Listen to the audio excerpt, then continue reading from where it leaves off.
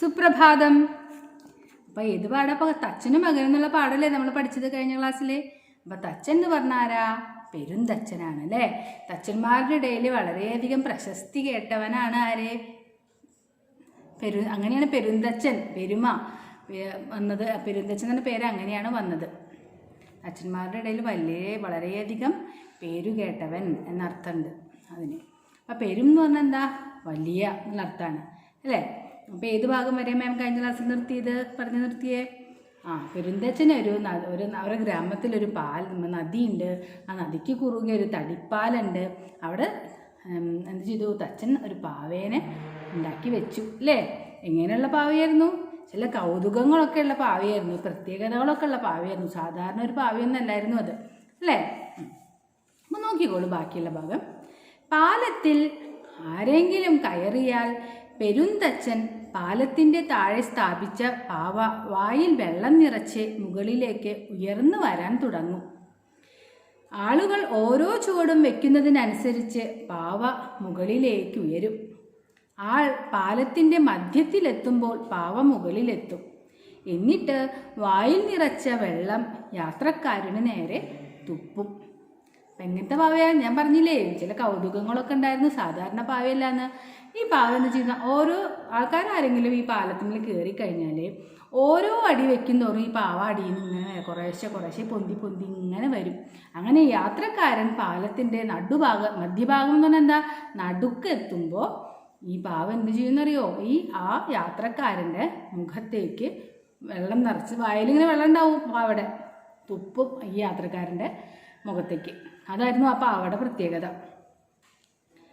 കുട്ടികൾക്ക് ഇതൊരു കൗതുകമായി. കുട്ടികൾക്ക് ഇതൊക്കെ കാണുമ്പോൾ വളരെയധികം സന്തോഷമല്ലേ? അല്ലെങ്കിൽ നിങ്ങൾക്ക് സന്തോഷമല്ലേ ഇങ്ങനത്തെ പാവകളെന്നൊക്കെ കാണുമ്പോൾ അല്ലേ? വെള്ളം നിറച്ചിട്ട് ആൾക്കാരുടെ മുഖത്തേക്ക് അത് തുപ്പണേ. അപ്പോൾ അത് കാണുമ്പോൾ കുട്ടികൾക്കൊക്കെ വളരെയധികം സന്തോഷമായി. വായിൽ വെള്ളം നിറച്ച് ഉയർന്നു വന്ന് വെള്ളം തുപ്പുന്ന പാവയെ കണ്ട് കുട്ടികൾ ആർത്തു വിളിച്ചു.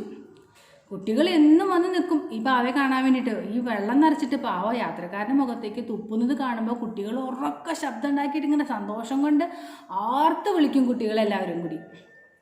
ഓരോ യാത്രക്കാരനും കടന്നു പോകുന്നത് കുട്ടികൾ നോക്കി നിന്നു. അങ്ങനെ കുട്ടികൾ ഇതിന് അടുത്ത ആളിപ്പോൾ വരും, അയാളുടെ മുഖത്തേക്ക് ഇപ്പോൾ പാവ തുപ്പും. അങ്ങനെ നോക്കിയിട്ട് ഓരോ യാത്രക്കാരനും ഈ പാലത്തിൽ കൂടെ ഇങ്ങനെ പോകുന്നത് നോക്കി കുട്ടികൾ ഇങ്ങനെ നോക്കി നിൽക്കും, ഇത് കാണാൻ വേണ്ടിയിട്ട്, തുപ്പുന്നത് കാണാൻ വേണ്ടിയിട്ട്. കുട്ടികളുടെ ആനന്ദം പെരുന്തച്ചൻ്റെ മനം കുളിർപ്പിച്ചു. പെരുന്തച്ചനൊക്കെ കാണുന്നുണ്ട് കുട്ടികൾ ഇങ്ങനെ യാത്രക്കാർ നോക്കി നിൽക്കുന്നതും പാവ തുപ്പുന്നത് കാണുമ്പോൾ ആർത്ത് വിളിച്ച് സന്തോഷിക്കുന്നതൊക്കെ ആര് കാണുന്നുണ്ട്? പെരുന്തച്ചൻ കാണുന്നുണ്ട്. അപ്പോൾ പെരുന്തച്ചൻ ഇവരുടെ കുട്ടികളുടെ സന്തോഷമൊക്കെ കണ്ടപ്പോൾ പെരുന്തച്ചന് മനം അങ്ങോട്ട് കുളിർന്നു എന്ന് പറഞ്ഞാൽ മനസ്സിന് വളരെയധികം സന്തോഷമായി. പെരുന്തച്ചൻ തൻ്റെ കഴിവിൻ്റെ മറ്റുള്ളവർ അംഗീകരിക്കുകയല്ലേ. പെരുന്തച്ചൻ്റെ ആ കഴിവല്ലേ പാവേനുണ്ടാക്കി അടിയിൽ നിന്ന് ഇങ്ങനെ വെള്ളം ഉയർന്നു വരുന്നതും വെള്ളം തുപ്പുന്നതൊക്കെ പെരുന്തച്ചൻ്റെ ആ കഴിവാണല്ലോ അത് തെളിയിക്കാണുന്നത്. അപ്പോൾ എൻ്റെ ആ കഴിവിനെ മറ്റുള്ളവർ അംഗീകരിക്കുകയല്ലേ, എല്ലാവർക്കും സന്തോഷമല്ലേ അതൊക്കെ കാണുമ്പോൾ. പെരുന്തച്ചൻ്റെ മനസ്സിന് വളരെയധികം സന്തോഷമായി കുട്ടികൾക്കും ഇങ്ങനെ കുട്ടികൾ സന്തോഷിക്കുന്നത് കണ്ടപ്പോൾ. അച്ഛനെ പോലെ തന്നെ തച്ചുശാസ്ത്രവിദ്യയിൽ അതിസമർത്ഥനായിരുന്നു മകനും. അങ്ങനെ ഞാൻ പറയല്ലേ, തച്ചന് ഒരു മകനുണ്ടായിരുന്നു. എന്തായിരുന്നു? അതേപോലെ തന്നെ അതിസമർത്ഥനായിരുന്നു അദ്ദേഹത്തിൻ്റെ മകനും. തച്ചനേക്കാളും ശരിക്കും പറയാച്ചാൽ കുറച്ചും കൂടി കഴിവ് കൂടുതലുണ്ടോ എന്ന് സംശയം, അത്രേ ഉള്ളൂ, ഒട്ടും കുറവല്ല. തച്ചനെ പോലെ തന്നെ അതിസമർത്ഥനായിട്ടുള്ളൊരു മകനായിരുന്നു പെരുന്തച്ചന് ഉണ്ടായിരുന്നത്. അപ്പോൾ ഇനി നമുക്കത് ബാക്കി ഭാഗം അടുത്ത ക്ലാസ്സിൽ എടുക്കാം. കുറച്ചായിട്ട് മാം എടുക്കുന്നുള്ളൂ. അപ്പോൾ എടുത്ത ഭാഗം വരെ നന്നായിട്ട് വായിക്കണം. ഉള്ളിൽ നിന്നൊക്കെ ക്വസ്റ്റ്യൻസ് വരും. ഇപ്പോൾ ഈ പരീക്ഷയ്ക്ക് കണ്ടില്ലേ, ഉള്ളിൽ നിന്ന് ക്വസ്റ്റ്യൻസ് നന്നായിട്ട് വരും. അപ്പോൾ നിങ്ങൾ എന്ത് ചെയ്യണം? പാഠം നന്നായിട്ട് വായിക്കണം. ആരാണ്, എവിടെ വെച്ചിട്ടാണ്, അങ്ങനെ ഓരോ ക്വസ്റ്റ്യൻസ് ഇങ്ങനെ വരുമ്പോൾ കിട്ടുന്നതിന് എന്താ ചെയ്യേണ്ടത്? നിങ്ങൾ ഓരോ വരികളും മനസ്സിൽ നല്ലോണം പതിയണം. അതിന് നന്നായിട്ട് 3-4 പ്രാവശ്യം പാഠഭാഗം, ഇംഗ്ലീഷായാലും മലയാളമായാലും എന്തായാലും സോഷ്യലായാലും നന്നായിട്ട് വായിക്കണം. എന്നാലും നമുക്ക് ഉള്ളിൽ നിന്ന് ക്വസ്റ്റ്യൻസ് വരുമ്പോൾ ഉത്തരം എഴുതാൻ സാധിക്കുള്ളൂ. ഇനി നമുക്ക് ബാക്കി അടുത്ത ക്ലാസ്സിൽ കാണാം.